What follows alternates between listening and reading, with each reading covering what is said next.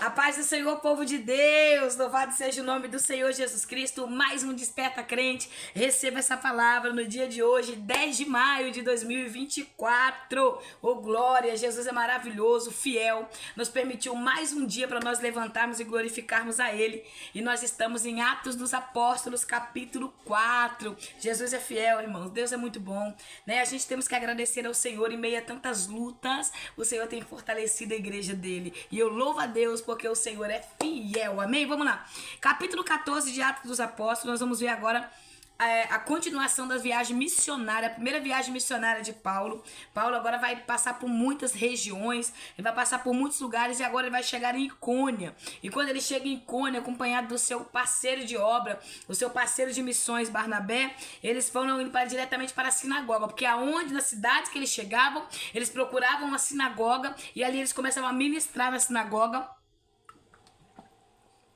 a palavra do Senhor. Ele pregava para os judeus, pregava para todos que estavam ali e para os gentios, mas o propósito do apóstolo Paulo agora era alcançar os gentios, porque o Senhor tinha instituído ele missionário, apóstolo dos gentios. O próprio Deus tinha falado para ele que estava levantando ele como apóstolo dos gentios, porque Deus tem chamados específicos para cada um de nós, sabia?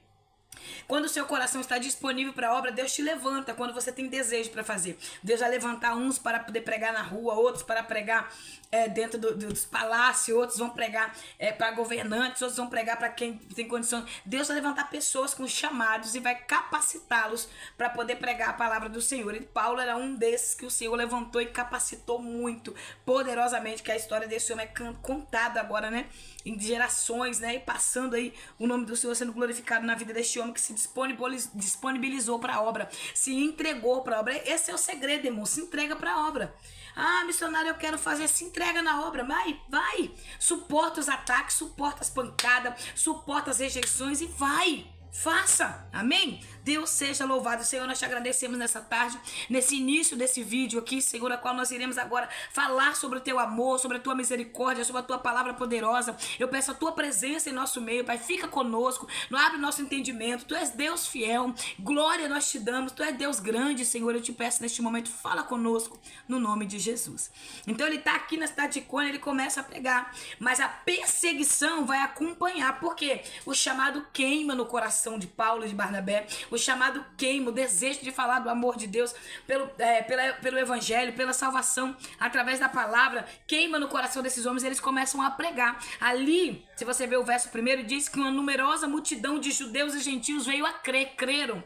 Então, onde eles passavam, multidões estavam crendo na palavra, crendo no evangelho, crendo no poder da transformação que o evangelho de Jesus Cristo traz na vida do homem. Mas a perseguição continua. A perseguição estava onde eles iam, a perseguição ia. Então, aonde tem um ungido, tem perseguidor.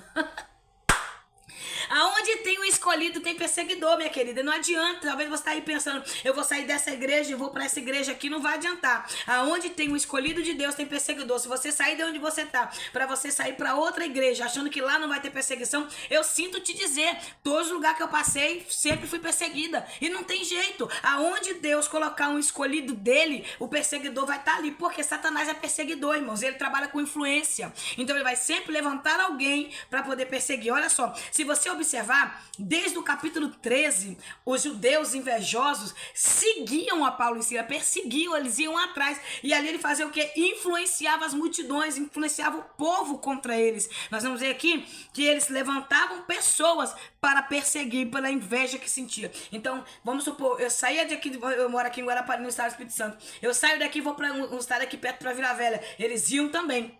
Eu saio daqui, então, entende isso, não adianta, você pode sair, mas a perseguição vai estar junto, vai indo atrás, não tem pra onde correr. Então é melhor ficar em Cristo e ficar na posição que Deus te chamou, bem melhor do que você ter que ficar rodando e depois saber que aonde você for, vai ter perseguição. Se isso é pra você, receba no nome de Jesus e não saia de onde você tá sem a permissão de Deus, não, a não ser que seja o tempo do Senhor, a não ser que seja a hora do Senhor. Há momentos, há lugares que eu passei e o Senhor teve tempo determinado comigo, e quando era pra sair, o Senhor falava, pode sair. Mas além de o Senhor falar pode sair, o Senhor direcionava para onde ir. Então entenda isso, Deus vai te direcionar, Deus vai te dar a direção certa a você seguir, não se apresse não, tá bom? Não se precipite não. Vamos lá.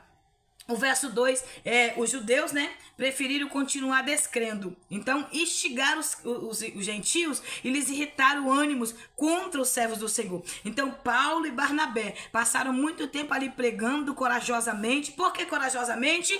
Porque havia pessoas irritadas com eles. Havia pessoas com ânimos contra eles. Porque os judeus invejosos preferiram não crer na palavra que estava sendo pregada. Então, fazia o quê? Contaminava pessoas para não crer também.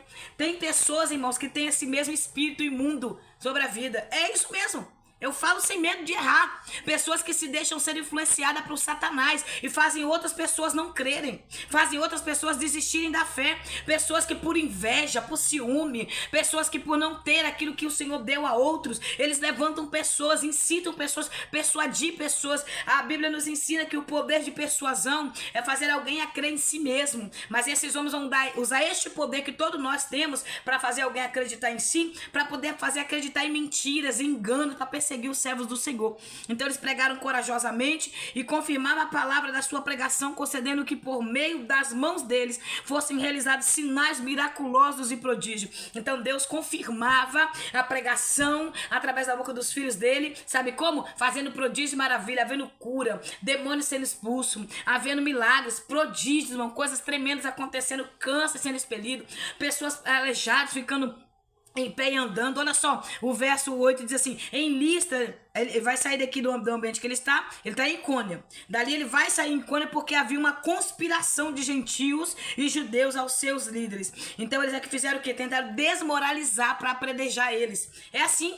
Satanás tem uns meios de trabalhar. Sabe quando o diabo quer parar alguém, ele tenta desmoralizar. É isso que o diabo tenta fazer quando ele quer parar algum servo do Senhor. Leia o verso 5. Quando ele vê que está sendo muito usado, quando ele vê que está causando impacto, quando ele vê que ele não consegue parar e que a palavra que ele prega é cheia de unção, é cheia de graça e almas estão se convertendo, Satanás faz isso. Levanta pessoas invejosas, ciumentas, para desmoralizar o servo do Senhor. Quantos servos do Senhor e servas do Senhor, irmão, já não passou por isso, sendo desmoralizados? Inventaram mentira, calúnia, defamação para tentar tirar o crédito que essas pessoas têm para não pregar o evangelho mais, para não ser chamado em lugares para pregar, para que pastores não convidem mais para pregar. Eu vivo isso, irmãos, eu vivo isso na pele, eu sei o que é isso. Eu falo sabendo o que é isso. Pessoas que tentam desmoralizar meu nome, desmoralizar meu ministério, para as portas se fecharem para mim não pregar. Só que eles não entendem que se eu não pregar, aleluia, na igreja, eu prego na rua, irmãos. A praça é enorme, a rua é grande. Todas as quarta-feiras a gente sai à madrugada fazendo trabalho evangelístico com pessoas em situação de rua.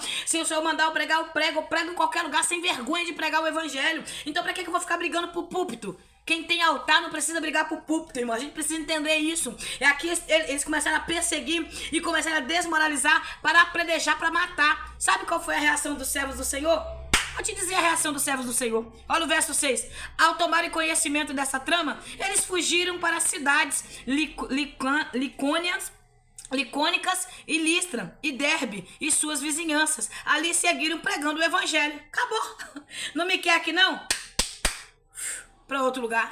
Aprenda isso, irmãos. Aprenda isso. Olha o verso aqui do capítulo 13. Deixa eu ver qual é o verso aqui. O verso que fala que eles continuam. Aqui, achei. Aqui, ó.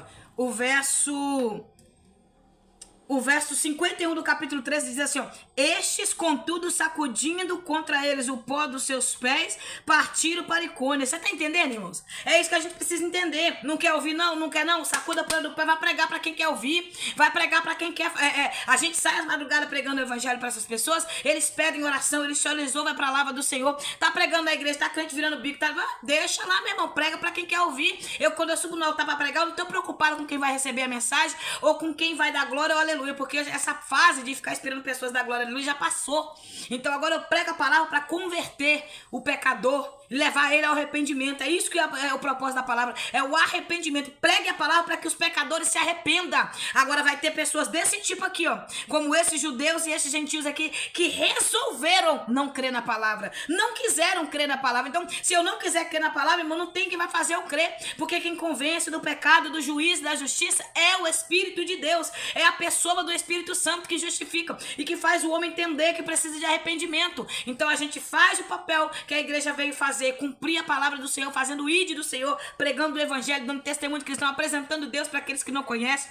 Esse é o meu papel e o seu papel. Nós somos servos do Senhor que fomos levantados para pregar esse evangelho, chamados para levar o evangelho de Jesus Cristo, pregadores, mensageiros da última hora. Então pregue a palavra, não fique esperando a aceitação de homens não. Quando Paulo ficou sabendo da intenção dessas pessoas, que era matar eles, tirar eles do caminho por inveja, então ele tinha certeza, a convicção do seu chamado. Vamos pregar em outro lugar, não estão querendo a gente que não quer receber, não, vamos pregar lá, vamos descer para Derbe, vamos lá descer para Icônio, vamos pregar lá, eles não querem não, vamos descer, aí sai de Icônio, desce para Derbe e vai para outro lugar pregando o evangelho, vai para Listra pregar, e ali vai acontecer prodígio maravilhoso. E quando ele chega em Listra, ali tem um aleijado desde nascença, um homem que não andava, não sentava, um homem que estava ali naquele sofrimento desde quando nasceu.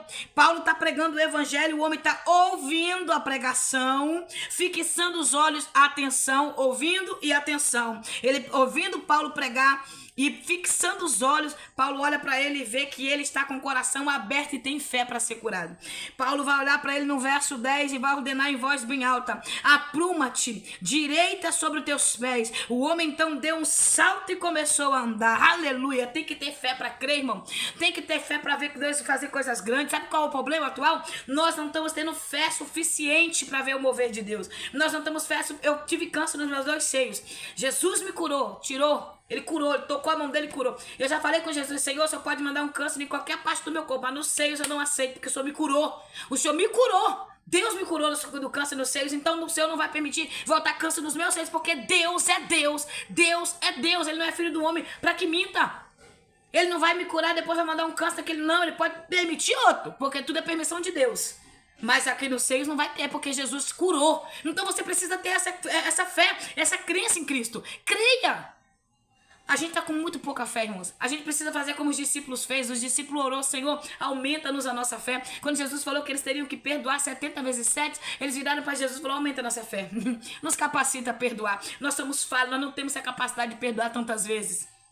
Então pede fé ao Senhor para você crer. Pede fé para você ver profetizar sobre a vida de alguém, crer que vai acontecer, e profetizar sobre a sua vida também, crendo que vai acontecer. Porque nós estamos profetizando para outras pessoas, mas quando é em nossas vidas a gente não crê. Ninguém muda a minha visão em nome de Jesus com o que eu vejo. Não adianta, Deus vai fazer na minha casa tudo aquilo que Ele prometeu, e Satanás não vai impedir. Ele pode até tentar frustrar, mas impedir Ele não vai, porque o Senhor vai cumprir. Independente do que vier a acontecer, Deus vai cumprir. Então você precisa ter essa convicção, você precisa ter essa certeza no teu coração. Paulo vai olhar para aquele homem, vai ver que aquele homem tinha fé o suficiente. Sabe por que Paulo conhece que ele tinha fé? Porque ele estava ouvindo com atenção. Ele estava no culto, ele não estava mastigando chiclete, ele não estava com o telefone dentro da Bíblia futucando na rede social, ele não estava de mexerico, de fofoca dentro da igreja, ele não estava fazendo cara feia para pregador, ele não estava fuxicando dentro da igreja, ele não estava fazendo biquinho para irmã, ele não estava batendo papo da hora da pregação. Ele estava com atenção na palavra e ouvindo a palavra. A geração que nós vemos, irmãos, nós estamos numa geração de crente terrível. Que geração é essa, irmãos? Uma geração que perdeu o temor na casa de Deus. Uma geração que perdeu a reverência na casa do Senhor. Lideranças que não têm temor. Lideranças que perdeu a reverência. Pessoas que sentam no púlpito como se estivesse no sofá da sua casa. Pessoas que perderam o temor, a reverência na casa de Deus. E este homem está com a atenção dele toda voltada para aquela palavra que estava queimando no coração. Quando Paulo grita bem alto: apruma-te, o homem um salto, o homem fica de pé. Isso é fé, irmãos. Isso, não, você era... Me ajuda aqui a levantar. Não, o homem deu um salto e ficou de pé, porque ele tinha fé suficiente para crer que o Deus que ele estava ouvindo ser pregado ali poderia fazer aquilo na vida dele. Que Deus aumente a sua fé, que Deus alcance teu coração neste momento, que a graça dele seja derramada sobre você, e que depois desse vídeo você possa dobrar os seus joelhos, seja a hora que você vê e você começar a clamar a Deus por força, clamar a Deus por fé, clamar a Deus por certeza, porque Ele é Deus. Amém? Aleluia. Jesus seja louvado por isso. Glória ao nome do Senhor. Diante do que realizara, a multidão começou a gritar: os deuses desceram entre nós. Aí a multidão começou a gritar: os deuses estão aqui. Por quê? Porque em Listra o povo era idólatra. O povo idolatrava sol, o povo idolatrava lua, o povo idolatrava tudo que via na frente. O povo era gnósticos, pessoas gnósticas. Eles buscam a solução para os seus problemas de qualquer religião. Vem da macumba, do espiritismo, pode ser do catolicismo, da onde vier eles estão indo buscar. Olha lá, faz isso, eles fazem. Pessoas gnósticas são assim, busca, não quer saber, eles só querem resposta para as suas necessidades. E eles não viam mais Barnabé e Saulo como aqueles homens que começaram a pregar e já começaram a ver eles como Deus. deuses, eles estavam aqui recebendo aquilo que o seu coração desejava, porque nós somos feitos, as nossas personalidades são feitas de intelecto, vontade e emoção. Então a gente precisa entender que esse controle, essas três emoções que nós temos, precisa ser entregue no altar do Senhor, para que o Senhor venha dominar e controlar as nossas vidas. Amém? Então vamos dar continuidade. E aqui eles começaram a dar nome aos apóstolos. Olha só, tem pessoas que dão nome, né? É o profeta, a profeta. E aí começa a dar nome, o homem de Deus, a mulher de Deus. Alguns verdadeiramente são homens de Deus e mulher de Deus, mas tem outros que é falso profeta, falsos homens e falsas mulheres de Deus. E as pessoas ficam dando nome para pessoas, né? Achando que quem faz as pessoas é idolatria. Há pessoas que vão pregar em lugares e quando chega lá, vê aquela multidão, eles querem roubar a glória de Deus. Há pessoas que subiram até muito, que foi o próprio Deus que levantou, mas se perdem no meio do caminho. Há outros que é o próprio Satanás que tem levantado, porque lá em Mateus capítulo 4, você vai ver que Satanás leva Jesus no pináculo do templo, no lugar mais alto do templo, e fala para ele: se prostrar e me adorar, te darei todo o meu reino. Então tem muita gente que está no bem alto, no topo do templo, no topo, no pináculo mesmo, numa altura que já subiu, mas porém estão prostrados adorando a Satanás. São aqueles que pregam por dinheiro, que cantam por dinheiro, que fazem tudo por dinheiro, que fazem tudo por interesse. São aqueles que querem adoração e não adorar a Deus. Então nós sabemos que em 2024, na igreja atual que nós vivemos, no mundo atual, no tempo atual que nós vivemos, tem mais do que tem isso: o orgulho, a soberba no coração do irmão. Nós somos falhos, irmãos. Nós somos falhos, nós precisamos entender isso, nós somos falhos. A gente começa a se sentir muito, mesmo sabendo que a gente é pequena. Deus é lindo. E o Senhor faz a gente reconhecer sentimentos ocultos no nosso coração, que muitas vezes a gente não tem coragem de falar com a boca, mas as atitudes e as ações mostram. Amém? Então vamos lá, vamos dar continuidade aqui. Então eles começaram a botar o nome nos profetas do Senhor. Barnabé eles deram o nome de Zeus, e Saulo eles chamaram de Hermes, pois era ele quem falava com poder. Aleluia. Eles olharam e falaram assim: esse aqui vai ser Hermes, porque ele fala com poder. Então começaram a achar que ele seria o Hermes, e o seu sacerdote Zeus, que era Barnabé. Aí eles começaram a dar nome aos servos do Senhor pelos prodígios e maravilhas que eles estavam vendo acontecer. Quando viu esse homem que era aleijado de nascença, todos ali da vizinhança conheciam o homem, porque o homem desde criança era aleijado, não andava. De repente, num dia à tarde, né, vamos supor, numa tarde ensolarada, chega 2 homens de Deus pregando o evangelho, libera a ordem, e esse homem levanta e começa a andar. E ali a cidade ficou em alvoroço, e eles começaram a achar que era deuses entre eles, e começaram a gritar que era Deus. E o povo começou a ir buscar coroas, começaram a ir buscar coisas para sacrificar. Eles desejavam oferecer sacrifício para eles, e começaram a tentar trazer a idolatria. Cuidado, irmãos, a idolatria de muito. Quando Deus usa muito dado, muito é cobrado. Quanto mais é dado, mais é cobrado. E o Senhor tem dado muito para muita gente, muitas dessas pessoas têm se perdido. Eu oro muito ao Senhor para que o Senhor tire a soberba, o egoísmo. A minha oração é essa: Senhor, tira a soberba, tira o egoísmo, tira, Senhor, a vanglória de dentro de mim, tira todo o ego elevado, todo o ego ativo, tira de dentro de mim, Senhor, limpa meu coração, Senhor, joga a tua luz dentro de mim para ver onde tem mancha, porque a gente não costuma falar o que está dentro, não. Sentimentos que ficam dentro a gente não costuma falar. Então que o nome do Senhor seja glorificado através da nossa vida em transformação. Então vamos lá. Aí o que acontece? Depois disso, eles se indignaram, eles rasgaram as suas vestes, porque rasgar as roupas era sinal de indignação ou de humilhação. Então eles estavam indignados, eles rasgaram as vestes e começaram a falar: nós somos homens como vocês. Ele começou a exclamar a multidão para que eles não fizessem aquilo, não começassem a adorar eles, pois eles eram homens como nós. São pessoas carnais que fazem prodígios maravilhosos, mas pela misericórdia do Senhor, pela graça de Deus, somente por isso, porque Deus ele é fiel o tempo todo, e a gente precisa entender isso. Deus é fiel o tempo todo, e por isso que a gente glorifica o nome do Senhor em todas as áreas da nossa vida, sabendo que não é nós que fazemos, mas é o próprio Deus que faz. Então ali, o que acontece? Os judeus e gentios que os seguiam, os que perseguiam desde a igreja de Antioquia, eles começaram chegaram aqui onde eles estavam. E o que acontece? Incitou o povo a lixar os irmãos. Aí ele vai trazer uma biografia, ele vai trazer um entendimento do povo, que Deus criou céus e terra e tudo que nela existe, que o Senhor por um tempo se calou, mas ele não deixou de se apresentar ao povo, ele continua falando, e ele vai trazendo aqui no verso 16, do verso 15 ao verso 17, ele vai trazendo um entendimento e vai falando que o Senhor enviou do céu chuvas e as estações das colheitas, cada um no seu tempo. Olha que frase linda, irmão. Eu vou ler isso aqui todo pra vocês, verso 17: no entanto, Deus não ficou sem dar testemunho sobre sua própria pessoa. Deus falou dele.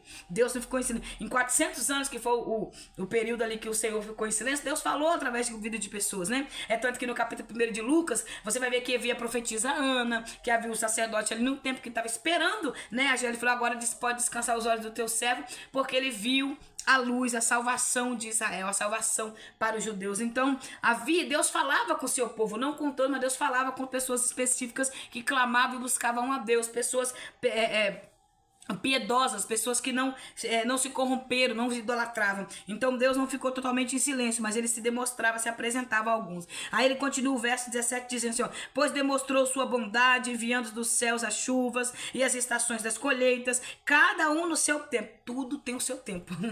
Tudo tem o seu tempo determinado, o seu momento e a sua hora. Aleluia. Concedendo-vos sustento com fartura e enchendo-vos o coração de alegria. Então, concedendo-vos com fartura e enchendo o coração de alegria. Então, Deus está no controle, Deus está no domínio de tudo. Aí ele fala assim, mesmo com essas explicações, ainda foi difícil evitar que as multidões lhe homenageassem por meio de sacrifício. Mesmo assim, o povo sabendo que eles estavam dizendo que a glória é de Deus, que quem faz é Deus, que é Deus, o povo queria idolatrar. O povo queria idolatrar. E aí Paulo vai fazer o quê? Olha o que vai acontecer. No verso 19, chegou da igreja de Antioquia, os que estavam perseguindo eles, né, de Icônia, aqueles que estavam, aonde sabia que ele estava, eles iam atrás. Então persuadiu as multidões, apedrejaram e arrastaram para fora da cidade, supondo que estivesse morto. Vai ter momento que nós vamos ter que fingir que está morto, irmãos. Vai ter momento que você vai ter que se calar e fingir que está morto. Vai ter situações que você vai viver, que você melhor vai fingir que está morto para não mostrar que está vivo. É melhor ficar calado. Em algumas situações, finja de morto. Finge que você está neutro, não está ali. É a melhor coisa a fazer. Tem coisas que você não precisa falar. Tem ambientes que você não precisa estar. É necessário se fingir de morto. Tem pessoas que chegam perto de mim e falam, tá sumida, minha irmã, nunca mais. Eu não tô sumida. Eu tô sumida para quem eu tenho que estar sumida. Mas para quem eu tenho que estar presente, eu estou presente. É isso que Deus está nos ensinando. A ser receptivo, a entender, a aprender os limites, as limitações, aprender a ouvir não, dizer não. Irmãos, eu aprendi a dizer não. Eu não tenho mais dificuldade de dizer não. Eu aprendi que tudo tem que ter um limite e tem que ser dizer não em várias situações das nossas vidas. Então que o Senhor te dê essa graça de você aprender as suas limitações, de você aprender até onde você vai, porque tem limite que você vai, daquele limite só Deus que pode ir. Você tá entendendo? Tem até o seu limite de você ir. Agora tem limites que é para Deus ir. Então Deus, ele nos deu a limitação, né? Deus colocou entre nós a limitação. Você não pode ultrapassar aquilo ali, para não virar transgressão, porque transgressão significa limite. Transgressão significa limite. Então, quando o crente ultrapassa o seu limite, torna-se pecado. Então, ele transgride a palavra do Senhor. Então, entenda isso, amém? E permaneça fiel ao Senhor. Então, eles fingiram de morto. Contudo, quando saíram, a multidão saiu, os discípulos ficou em volta, ele levantou, sacudiu a poeira, ó. Vamos pregar de novo. Oh, glória, Jesus é maravilhoso. Então agora eles voltam para Antioquia para levar o relatório para os irmãos ali. Verso 21, havendo pregado as boas novas naquela cidade, feito muitos discípulos, voltaram para Listra, Icônia e Antioquia. Quer dizer, eles voltaram novamente, retornando por onde passou, pregando a palavra, renovando o ânimo dos discípulos e encorajando a perseverar na fé, ensinando é necessário que em meio a muitas aflições, aleluia, ingressemos no reino de Deus. Tá entendendo, irmãos? Vai ter aflições. Vai ter luta para ingressar no reino de Deus, para chegar até o céu. Você vai passar por aflições e por luta. Mas não se compara esse tempo de sofrimento, de luta, de aflições, não se compara com a glória que está por vir, aleluia, com a glória que vai recebermos, irmãos, com a coroa, com o galardão eterno. Nenhuma aflição nessa terra pode se sufocar ao ponto de você desistir do céu. Nada pode fazer desistir do céu. Permaneça fiel, permaneça buscando em Deus. Então Paulo e Barnabé lhes constituíram presbíteros em cada igreja, e tendo orado e jejuado, eles consagraram aos cuidados do Senhor, em quem havia crido. Atravessaram a Fenícia, chegaram a Panfilha, e tendo pregado a palavra em Perge, desceram para como é o nome do lugar, meu Deus?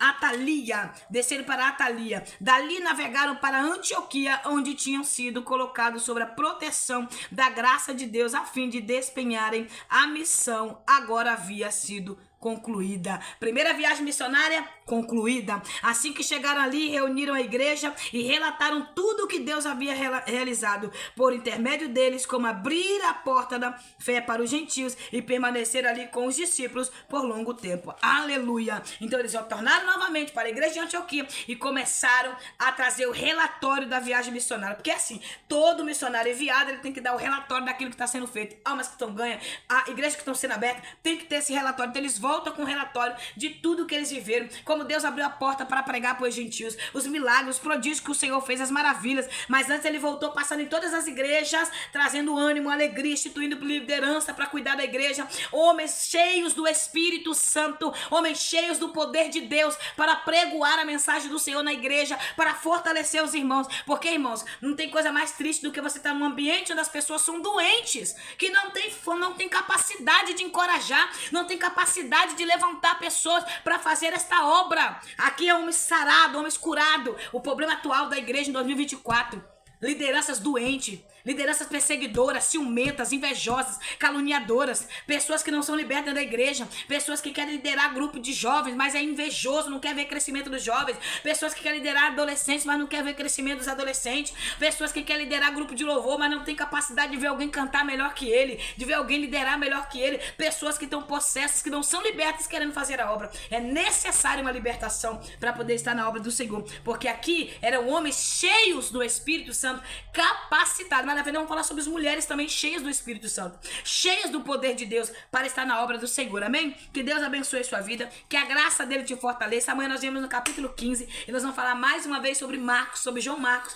No capítulo 13, João Marcos desiste. Primeiro ele vai para auxiliar. Quando chega na primeira oposição, na primeira prova, na primeira luta, ele retorna novamente para a igreja em Jerusalém. Ele não suporta a perseguição e volta. E aqui no capítulo 15 nós vamos falar também sobre João Marcos. Amém. Deus abençoe sua vida, que a graça do Eterno te fortaleça, que o Senhor nos dê graça, irmãos, nos dê entendimento, que o Senhor nos ajude a abrir nossa mente para a gente entender mais e crer mais no ministério. Aleluia, que o Senhor confiou a cada um de nós. Leia a palavra, irmãos. Leia a palavra. Nesses últimos dias que nós estamos vendo, não deixe de ler a palavra, não leia a palavra. Priorize a palavra do Senhor. Levante lendo a palavra, levante buscando a palavra para que você venha ter força, amém? Muitos de nós estamos sem força porque nós estamos priorizando a palavra, não. Estamos priorizando o telefone de manhã, televisão, rede social, mas não estamos priorizando a palavra que dá vida. Então priorize a palavra, amém? Eu te convido a você ler esses capítulos todos os dias comigo. Se você não conseguiu ler, tira um tempinho, vai lendo direto até você chegar aqui no capítulo 15. Aí a gente vamos estar juntos, amém? Estudando esse livro poderoso que o Senhor nos confiou.